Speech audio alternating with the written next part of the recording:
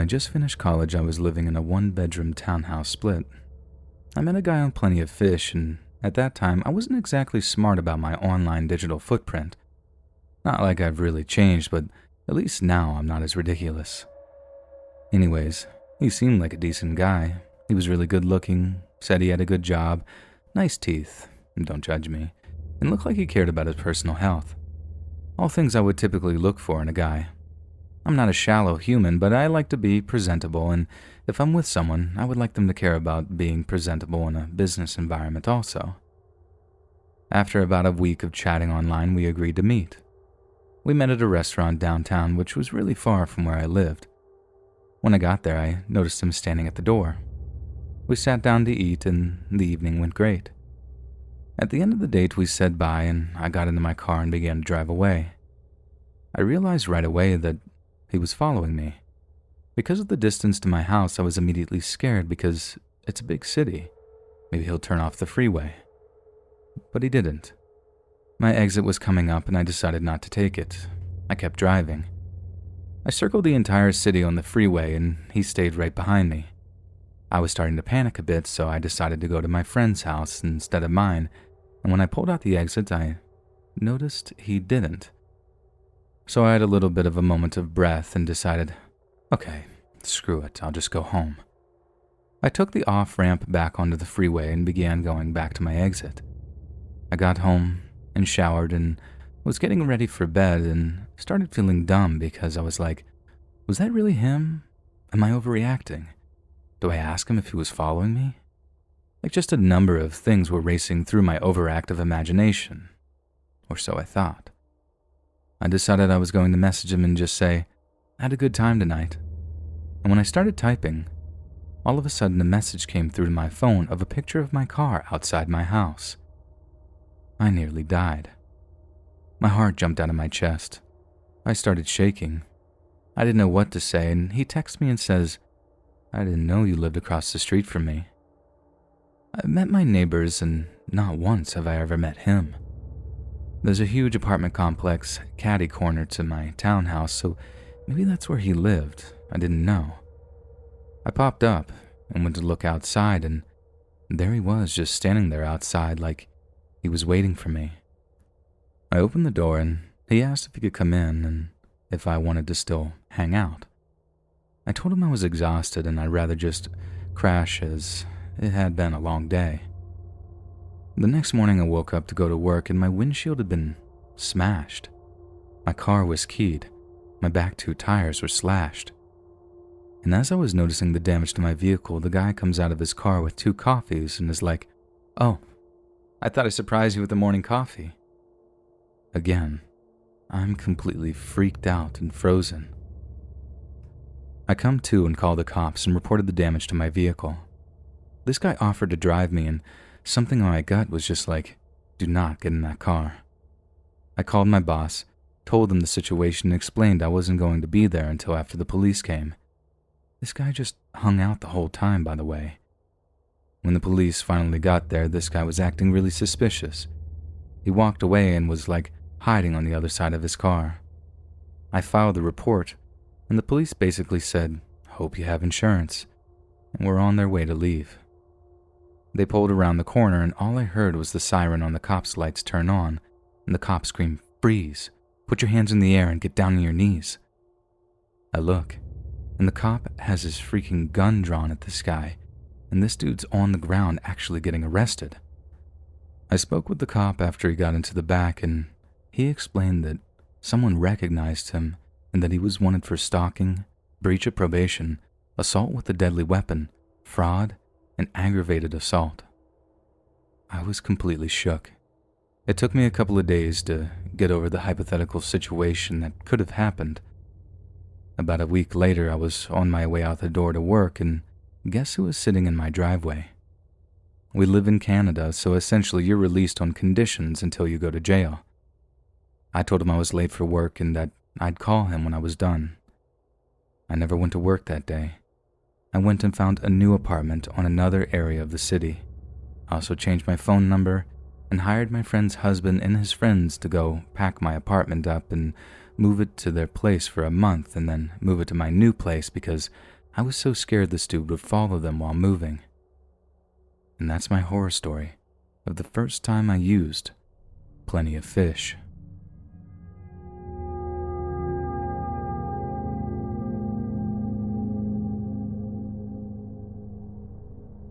This happened when I was 13. I'm a female and in the 8th grade, and the middle school I went to was about a 15-minute walk, not so very far. For context, my older brother and I grew up in East Los Angeles in a small house that had a metal gate, and both the front and back doors had a black metal screen door and a wooden door. During the day, we would always leave the wooden door open and have the black metal door closed and locked. Except this day. That day I came home from school and had about an hour before anyone else would be home. I was really thirsty, so I rushed inside, grabbed a drink, and sat down at the kitchen table, which was about 10 feet away from the front door. I heard the metal gate open and was surprised, as no one should have been coming home that early. I got up to see who it was, and I saw an older man, probably in his 60s. He had short white hair and a long white beard. He was wearing an AC/DC shirt, torn jeans, and sunglasses. I remember thinking he looked a lot like Santa Claus, but dirty and creepy. He knocked on the metal screen door and asked if my parents were home. I was a dumb kid and said they weren't. He got a smile on his face and said that he collected donations for needy children. I said sorry, but I didn't have any money. He said sometimes children donated old toys. I said I didn't have any old toys to donate. He insisted that I must have some toys I didn't want anymore. And he was beginning to creep me out, and I noticed I hadn't locked the door when I came inside. I tried to keep my cool as I slowly and very carefully locked the door. I kept him talking so he wouldn't notice. A minute or two later, he wouldn't leave, so I decided I would pretend to check for toys, and then say I didn't have any so he would hopefully leave then. I told him I would go check, and as I turned and took a few steps down the hall, I clearly heard him yank at the door trying to open it. I didn't want him to know that I had heard, so I kept walking down the hall into a room. I didn't have a cell phone, and the only phone in the house was in the kitchen. I thought about what to do and decided to stick with my plan. After about 2 or 3 minutes, I walked out hoping he had left. No. Creepy Santa Man was still there. I told him I'm sorry, but I didn't find anything, and he just sighed and said, all right, he would check another time. He left and walked across the street. I watched from the kitchen window, peeking through the blinds, as he stood there staring at my house for almost 45 minutes. My brother and a few of his friends finally came walking down the street. As my brother came inside and his friends kept walking down the street, the man walked around the corner and finally disappeared. I told my brother what had happened, and he walked outside to look, but the creepy Santa Man was long gone. When my mom came home, we told her what happened and she called the police, but they said to call back if he showed up again. Thankfully, he never did show up, and I never had to see that creepy Santa Man and whatever nefarious plan he had again.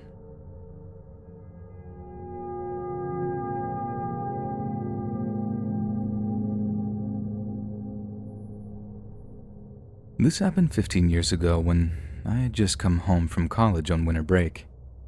Home this time was not the house I grew up in. My parents had just moved closer to our smaller city, so it just didn't feel the same to be in a different space. Maybe that's what triggered my worry.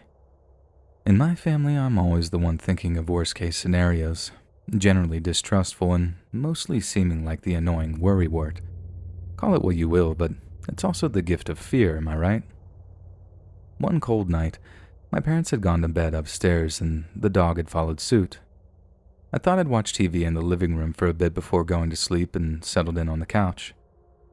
The living room was on the front of the house, and with the recent move, the shutters on the windows weren't there at the time, only see-through curtains that weren't really drawn. I noted this, but was used to our rural setting when the only ones who could see in were the neighbors we knew pretty well, so I'm watching TV for about a half hour when the screen cuts out. It just goes snowy. This was back in the days when you watched whatever your local cable channels brought you. I looked up from whatever I was doing, texting, maybe with a flip phone, at first thinking, well, that sucks. But something felt off. I tried the remote, but no other channels worked, so I was just sitting there, thinking what I should do instead, when my cat jumps up onto the windowsill and starts wailing. Weird. This may seem innocuous, but anyone who knew my cat knew this was not par for the course. He was pacing and wailing at the window. A feeling of dread washed through me, and I was frozen. That feeling of dread is so fiercely visceral. What is going on? What's out there? I tried to settle myself down in this unfamiliar dark house and felt a bit better because what are the chances? But then there it was.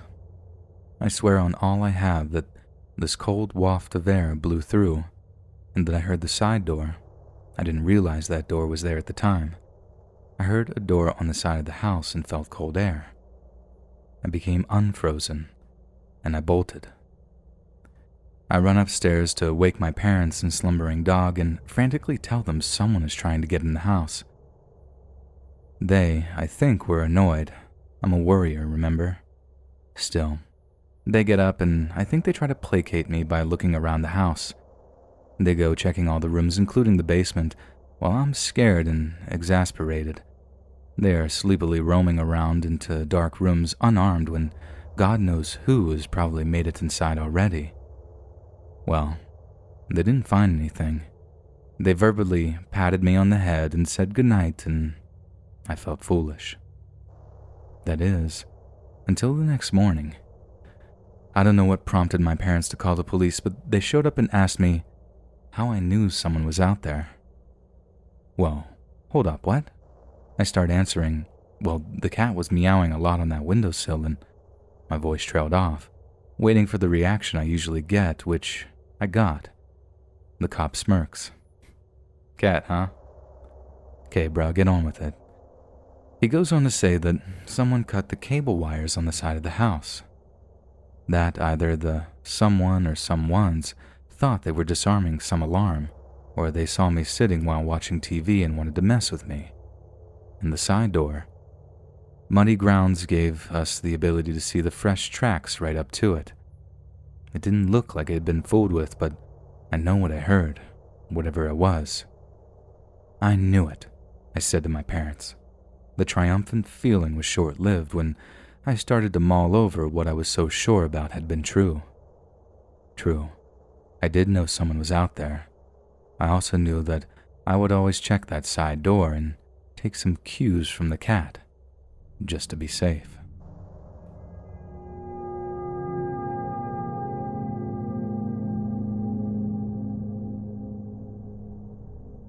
When I was 17, I wanted to au pair. An au pair is a helper from a foreign country working for and living as part of a host family. Typically, au pairs take on a share of the family's responsibility for childcare as well as some housework, and receive a monetary allowance for personal use. And the only place close to me that I could go to as a 17-year-old was England. So I found this family, a mother with 2 kids, a boy and a girl. I messaged them and talked with the mother, and she seemed very interested and very nice. We set up a date for me to go, and that was that. When I got to the airport, I was very confused that they weren't there to pick me up. I messaged the mother to ask her where they were, and if it would be long for them to get me. She told me that she was on her way and was just stuck in traffic. I thought, okay, that's fair. She told me to go to the exit and wait. Then not long after, she told me that she was there and that she was in a blue car. I was looking around very confused since I couldn't see any blue car there. When I finally found it, some other woman than the one I had been talking to walked out of the car and towards me. The instant I made eye contact with the other woman, I got a long text from the woman I was supposed to work for, where it basically said that her husband had come home from the country he worked in, and that they had fought because he didn't want an au pair in the house. And for some reason, she didn't want to tell me that, so she just gave me to her good friend who needed an au pair. I was very confused and by that time a bit scared. It all seemed very weird, as if someone was watching me and had been waiting for the right moment to send that text. The woman seemed very friendly, but was hurrying with taking my things and pulling it into her car while talking to me. I'm a bit nervous and non-confrontational by nature, so I didn't really know what to do or say other than just follow her in what she was doing. When it was all done, she told me that we should get going, and I told her that I wasn't really comfortable with it all. She told me that she understood, but that she really needed the help, and also only had 2 children at home.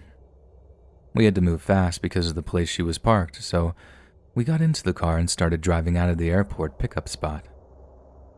The second we started moving, I told her that I was very uncomfortable with this and I really wanted to get out and stay at the airport. She seemed a bit upset by this and told me that sure, she could drop me off, but she had to get out of where we were because she could get a ticket for letting me out there or something. I don't know if this is true, just what she told me. We drove for a few minutes, still in the airport grounds, and we stopped a bit away so I could get out and call my parents. I talked to them, sobbing the whole time. I noticed that while I was talking to them, the woman was inside her car talking to a woman, the one I had been talking to, I presume. I didn't understand the language, so I can't say what they were talking about. When I was done talking, I got into the car again and I told her that I really want her to let me out, and she kept asking me if I was sure. I didn't want to go into town with her, etc. If I didn't want her to drop me off by the shopping center. It was so weird, the random question she gave me. I, of course, told her no, that I really want her to just let me out by the airport. She did, thankfully, and I went inside and talked with my parents. After this happened, I got some weird voice memos from her and 2 other people. I couldn't understand them, but it was very strange. My parents also tried contacting her, and she blocked them both. If you don't know, a lot of us au pairs are being treated very poorly, so for us to feel safe and secure and sure that we don't get cheated out of pay or working more than we are allowed, we have to sign a contract. Later on, I found that the contract she had sent me was fake and not really binding. I don't know how, but it wasn't legitimate. Plus, her addresses she had sent me were also fake, and she apparently didn't live there either. I found out later on that the city I was in was a bit of a hotspot for human trafficking. I didn't know this until after this had happened. A lot of very sketchy stuff. You know, I might be overthinking this one. It might not be as bad as I think it was, but in the moment of it, I was sure something was going on.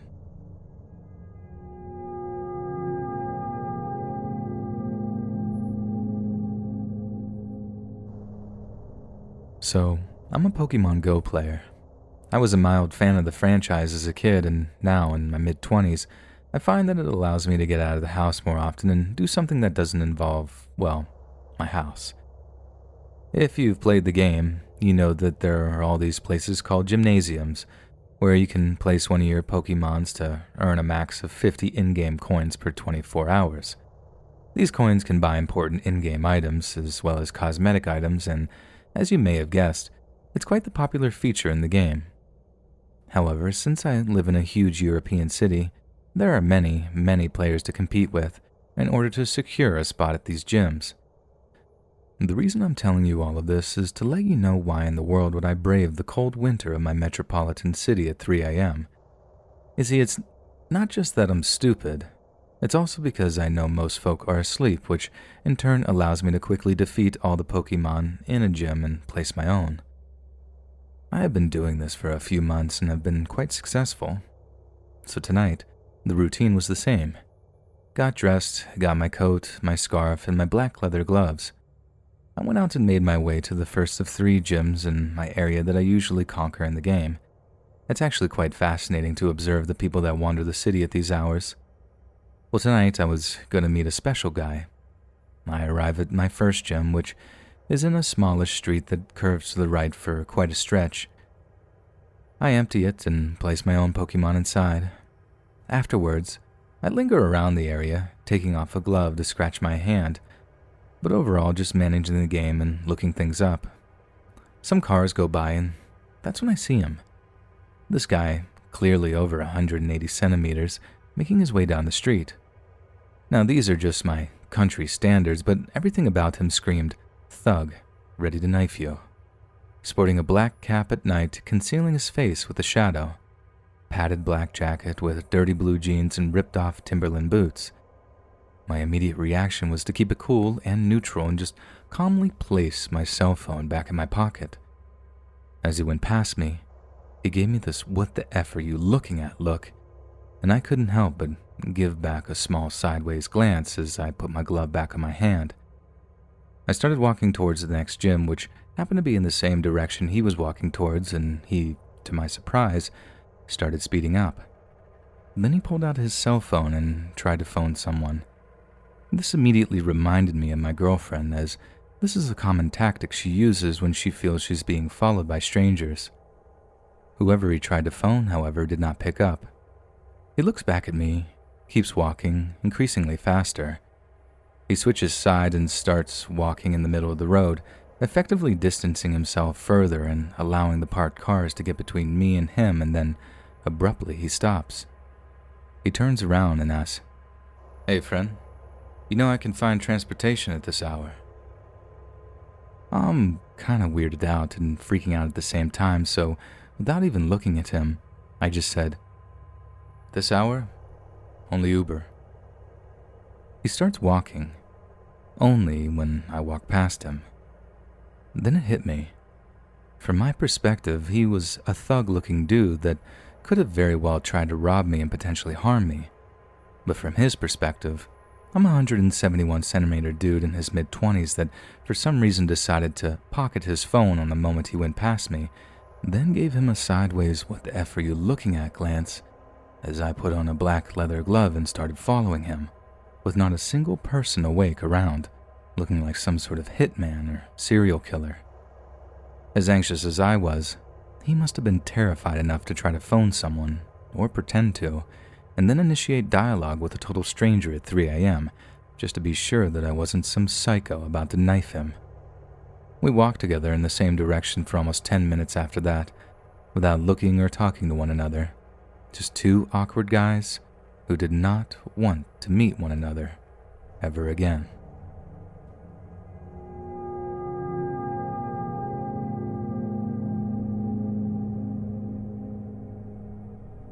So just a little background so you guys have an idea of who I'm talking about. There's me as me, my boyfriend is G, my beefy male friends is M and L, the kids is kids, and the creepy van guy is CV. It was a summer evening and me, G, M, and L were all hanging out at G's mom's place. He lived on a dead-end street, nearly at the end, with a forest and some satellite maintenance buildings. The street had a bunch of young kids, probably ranging from 4 to 14, probably about a dozen kids in total. They would conglomerate at the end of the street and play all day long, and they were really cute kids. Now, on to the story. I don't know what led up to it, but I remember looking out the front bay window as I pet G's cat. I often admired the kids playing outside. It always filled me with happiness and nostalgia of my childhood.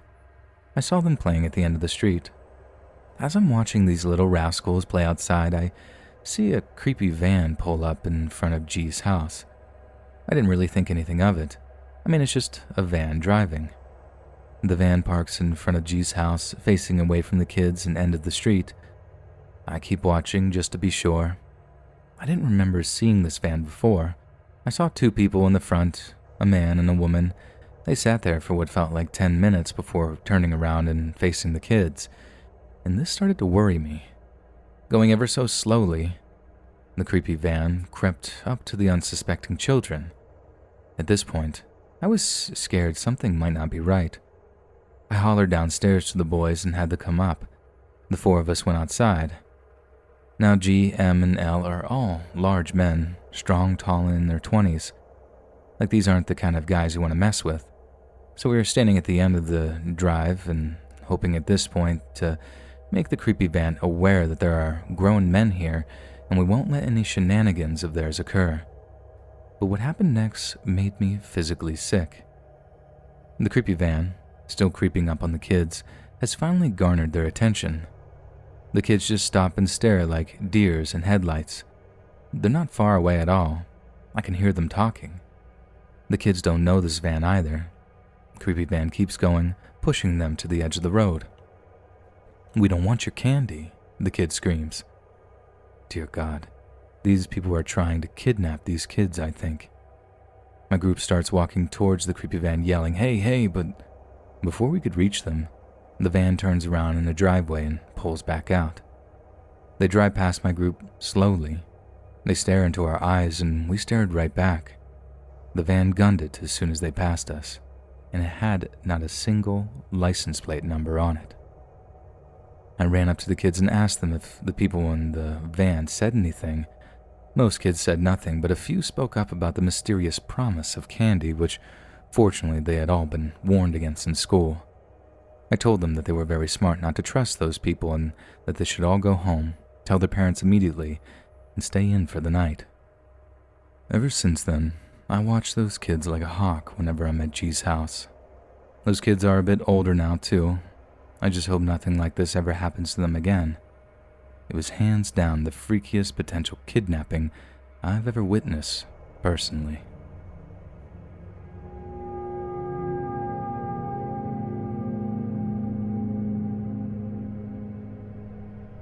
I know California gives off the whole sunset and palm trees vibe, but I've never experienced the type of stuff I have since moving here 3 years ago. While it's beautiful and I hope to get a house and be here for life, I've never been forced to take my rose-colored glasses off so quickly. This is the second run-in I've had with a creepy man that had me realizing that in an instant, everything could change forever. This actually happened to me a few hours ago and I'm still shaken up about it. Hopefully by sharing it, it will help me feel more at ease. I've recently started taking aerial silks classes and I absolutely love it. This is my first time going on a Saturday. The area is a bit rural, especially with so many of the local businesses closed during quarantine, but it didn't strike me as dangerous by any means. As I'm leaving my second class ever at this location, I noticed a guy walking past. He's wearing all black, but nothing about him just screams danger. I'm talking to my husband on the phone trying to decide if I wanted to go jog on the beach or if I just wanted to join him at home since he's off early for the first Saturday in months. We wrapped up the conversation and I decided to just go to the grocery store and then go home since my muscles are beginning to ache as well. Thankfully, I'm an avid listener to Let's Read, and one of the main habits I picked up from others' experiences is to lock your car door as soon as you get in. I forgot to mention that I did that as soon as I saw the guy in black walk by, but I waited for him to pass so he didn't get offended. Going forward, I don't care. I'll lock my door immediately no matter who's nearby. So I'm looking up recipes on my phone trying to compare what I have at home versus what I need to pick up. My endorphins are going after an awesome workout. It's a sunny day, my man's home early. I just feel good and in the moment. Until suddenly I get this feeling to look up. As I look up at my driver's side mirror, I see a black shirt and jacket move from lying flat against my car to standing straight. I automatically know who that is and I start my car yelling, "Let me get on because I'll run the city over if I have to." As I'm saying this, he's just standing at my window slowly lifting his finger. It seems like he was trying to say something along the lines of, "Can I just talk to you for a minute?" But in reality, it looked like he was trying to phone home like E.T. As I was pulling out, I immediately called my husband, and as I'm trying to process what happened, I get this strong feeling in my gut that he was pulling on my car handle, but I had it locked, and that's what gathered my attention and made me look up. I consider myself to be a nice person and will try to give the benefit of the doubt to most people, but there's no denying his malicious intent. From walking past the first time, to seeing I'm still there, to being pressed against my car, to the weird, what I took as him being nervous he got caught, finger pointing, to the fact that as I was pulling off, he didn't look back at me or anything. He looked over into the building my class was in, then walked back behind the building as though it never happened. I know this is not as big as other experiences on this thread, but this still has me shaken up hours later, and I hate it because I genuinely enjoy this class, but I don't want to catch old boy again, especially since every other class is at night. Only Saturdays is midday. I'm trying not to think about what creepy people like him have in mind or what their next steps are, but I can't help but wonder, and it terrifies me every time that one day if I get caught slipping, that could be the end of my story. I will say once I got home, I gave my husband the biggest and longest hug and prayed to God, thanking for him to allow me to just take this experience as a lesson learned, as well as expressing gratitude for being able to return home at night. Please, always lock your car doors as soon as you get in your car, and don't just linger around in your car, especially if you're in an unknown area. I've gotten a bit better about doing this, but let my guard down since it was midday and the door to my aerial silks class was literally 300 feet away.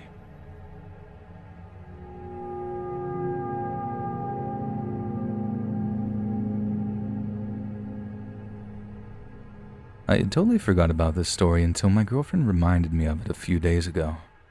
I started dating my girlfriend at the end of my senior year, and before we started dating, I used multiple dating apps. In many of my dating app profiles, I had my Snapchat listed so that people could add me. This is important. Nothing led to anything with the dating apps. I'd talk to people for a bit, and eventually the conversation would die out. When I began dating my girlfriend, I had deleted the apps but never deleted my account, meaning people could still see my profile and my Snapchat in it. I realized this after a few people would add me, but it didn't go anywhere because I'd tell them I had a girlfriend. As you would imagine, the conversation would end there. But there was this one guy that added me, let's call him Adam, and he asked me if I was available.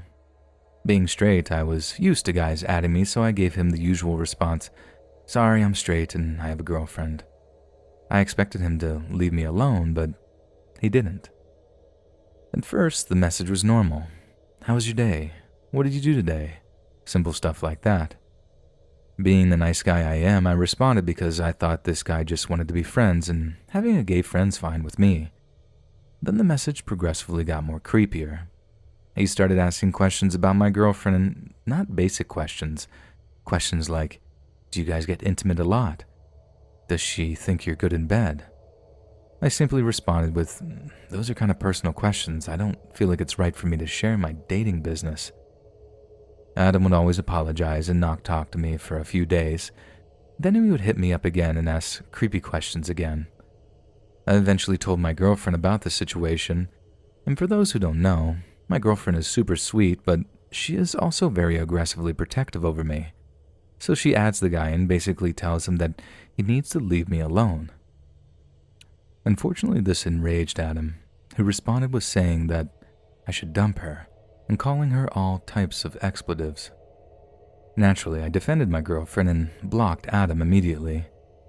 Everything was cool for a week until another account added me. The guy's name was Tyler, and he was super chill. He was super nice to me and respected my relationship with my girlfriend. As the days go by, I started to notice that Tyler's vocabulary was very similar to Adam's. I wasn't sure about it, so I didn't make any assumptions that it was him. So I gave Tyler's snap to my girlfriend, who adds him to investigate. As soon as she adds Tyler's snap, Tyler flips out on her, which confirmed that it was Adam. As soon as this realization is made, I block him again. From here, everything goes quiet from Adam for about a month. So I live in the suburbs of Chicago, and both my girlfriend and I live down the street from each other. Naturally, we do see each other a lot, and both our families are really good friends. On top of that, our families would also house sit or pet sit for each other. A month goes by until I get a letter with no address or name on it, just my name on the front. I open it, and to my shock and horror, it is basically a love letter from Adam. The premise of the letter was basically him saying that he loves me and wants me to run off with him. The letter also takes a very inappropriate turn halfway through, with him describing what he wants me to do to him and him to me. At this moment, two horrifying realizations hit me. One is that he knows my address, and two, he dropped that letter off himself, meaning that he is in my town. I immediately call my girlfriend, who is equally as shocked as I am, and after consulting my parents, we call the cops. Unfortunately, since I had blocked him as well as removed Adam's social media information and that letter had no return address, there was nothing we could do about it. Day after day, letters would keep appearing in my mailbox until they also started appearing in my girlfriend's mailbox as well. Her letters were far worse than mine. Adam wrote of how much he hated her and how much he wanted to hurt her. He also stated many times of the ways he would inflict pain on her until she broke up with me. Like me, she took this to the cops, and again, they said they could do nothing about it. My girlfriend's family had plans to go to Hawaii for a vacation, and I was to house sit for them. The first couple days went fine, until around 1 on the last nights of the week. As per usual, I was over at their house watching TV on the couch when the power went out. Mind you, it was around 1 a.m. and it was pitch black when those lights went out. The next few seconds were silence when I heard a window smash from the office. To understand this more, let me give you the layout of the house. When you enter the front door, to your left was the living room. Straight ahead was both the kitchen and stairs, and to the right was the office and dining room. On the upstairs level, as soon as you reached the top of the stairs, a bathroom was straight ahead and my girlfriend's room was on the right and the other bedrooms were on the left. Immediately, I shot up, grabbed a kitchen knife and ran upstairs to hide while I called the cops. I quickly got into my girlfriend's room and slipped into the closet. As soon as I was able to contact the operator, I heard the pounding of the intruder running up the steps. Thankfully, I had relayed all the information to the operator in time, who then stayed on the phone as we both remained quiet. The intruder took a left when he reached the top of the stairs, which gave more time for the cops to arrive and for me to get ready just in case I needed to defend myself. A few minutes go by until I heard the intruder start walking toward my girlfriend's room. In the only few precious seconds I had, I slipped out of the closet and positioned myself next to the door. As soon as he opened the door and started to enter the room, I took the kitchen knife and drove it into his shoulder. A young man screamed in pain as I heard a heavy metallic object make a large thud as it hit the ground. From there, I bolted out of the house, where I was met by 4 squad cars and cops with their guns raised. I threw my hands up, shouting that he was upstairs in the right room. A few minutes go by and the intruder was dragged out, still screaming in pain. With the siren lights flooding the streets, I got a glimpse of his face. It was Adam. And I was informed later by an officer that that metallic thud was made by him dropping a handgun. Adam was from Texas and had traveled up to my state to be with me. He had rented a room at a local motel and would put letters in both my girlfriend's and my mailbox daily, and he would do this in the early hours of the morning, which was confirmed by the security footage of the motel that he was staying at. That night, Adam had plans to kill my girlfriend and her family so I could choose to be with him. He managed to pry open the power box to switch off the power to her house along with neighboring houses, and broke in with the intent of her being there. Well, unfortunately for him, she was enjoying a tropical vacation. To be honest, I had no idea how this outcome would be different if they didn't go on vacation, and I am grateful that I still have my girlfriend as well as her family alive. Please, Adam, stay away from us forever.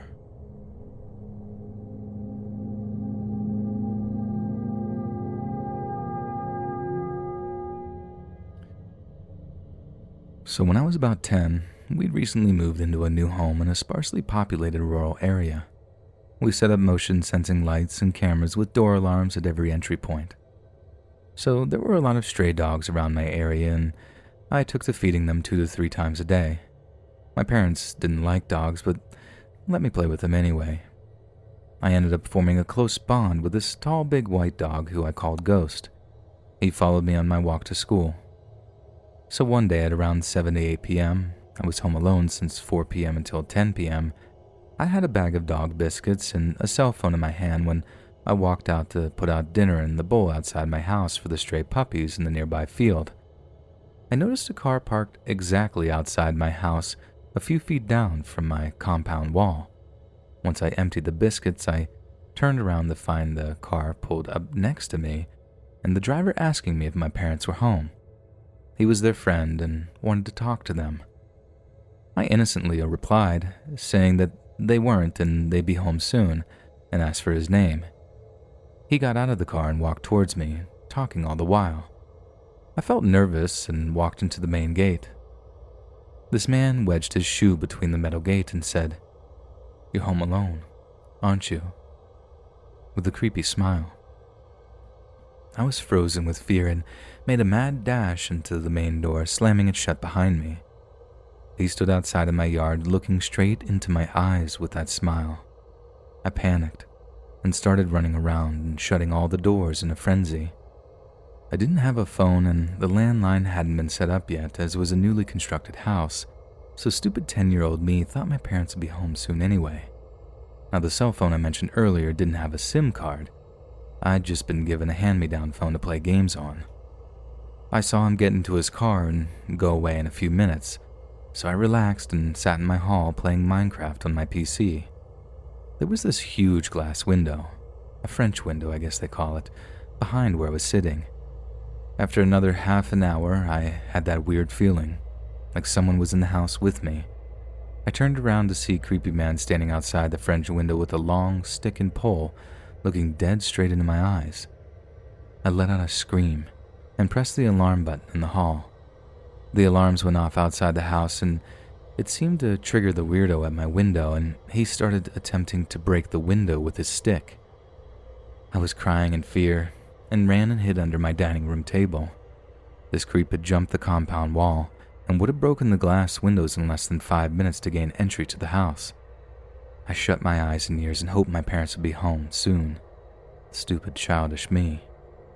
I heard a growling noise and I looked to the window to find that stray dog, Ghost, with his jaws around this guy's leg and dragging him off balance. He began beating the dog with the stick that he'd been carrying, terrifying me further. Hearing the commotion, the neighbors, who probably called the cops, arrived and managed to restrain this weirdo.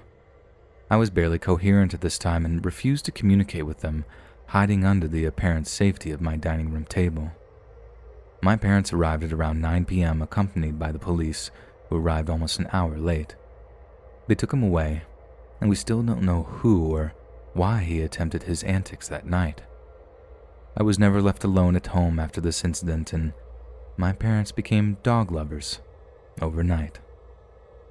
We even adopted Ghost, and he lived a good long life at our farmhouse at a different location, but to this day I still love dogs and strays around my neighborhood, and I do my best to take care of them. Hey friends, thanks for listening. Click that notification bell to be alerted of all future narrations. I release every Monday, Wednesday, and Friday at 7 p.m. Eastern Standard Time. If you got a story, be sure to submit them to my subreddit r/LetsReadOfficial, and maybe even hear your story featured on the next video. And join a live stream on random Tuesdays, Thursdays, and Sundays, which next Thursday is actually going to be my birthday stream, June 3rd, starting at 7 p.m. Eastern Standard Time. And if you want to support me even more, grab early access to all future narrations for just $1 a month on Patreon, and maybe even pick up some Let's Read merch on Spreadshirt. And check out the Let's Read podcast, where you can hear all these stories in long compilation form and save huge in data. Located anywhere you listen to podcasts. Links in the bio. Thanks so much, friends. And remember, this outro took 5 tries.